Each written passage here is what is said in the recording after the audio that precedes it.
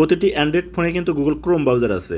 যে কোনো ওয়েবসাইটে যখন আমরা প্রবেশ করতে যাই তখন কিন্তু গুগল ক্রোম ব্রাউজার ব্যবহার করি। আর এই গুগল ক্রোম ব্রাউজারে যদি এই সেটিংটা আপনার অফ করা না থাকে তাহলে কিন্তু যে কোনো সময় আপনি পড়তে পারেন বিপদে। আপনি যে ওয়েবসাইটে প্রবেশ করুন না কেন আপনার সমস্ত ডকুমেন্টগুলো কিন্তু তারা সেভ করে রাখে।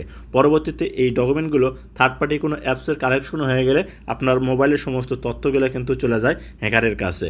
তো বিপদে পড়ার আগেই আপনি এই সেটিংটা অফ করে রাখুন। কোথায় গেলে এই সেটিং পাবেন, কীভাবে অফ করবেন আমার স্ক্রিনটা লক্ষ্য করুন। প্রথমে আপনার মোবাইলে থেকে গুগল ক্রোম ব্রাউজার ওপেন করে নেবেন। এরকম শো হবে, কর্নারে 3 ডট অপশন, এখানে একটা ক্লিক করবেন। এরকম শো করবে, দেখবেন নিচে সেটিং, আপনি সেটিংয়ের উপর ক্লিক করে দেবেন। দেখবেন এরকম শো হবে, স্কিপ করে একটু উপর দিকে নেবেন। লোয়ার পর পাবেন হচ্ছে সাইট সেটিং, এখানে একটা ক্লিক করে দেবেন। যখন এখানে ক্লিক করবেন এরকম শো হবে, স্কিপ করে উপর দিকে নেবেন। নিচে পাবেন হচ্ছে থার্ড পার্টি কুকিজ, এই অপশনটার উপর ক্লিক করবেন। এখান থেকে যদি অ্যালাউ থার্ড পার্টি কুকিজ এটা টিকমার্ক দেওয়া থাকে আপনি করবেন কি ব্লক থার্ড পার্টি কুকিজ এটা টিকমার্ক দিয়ে রাখবেন, বাস।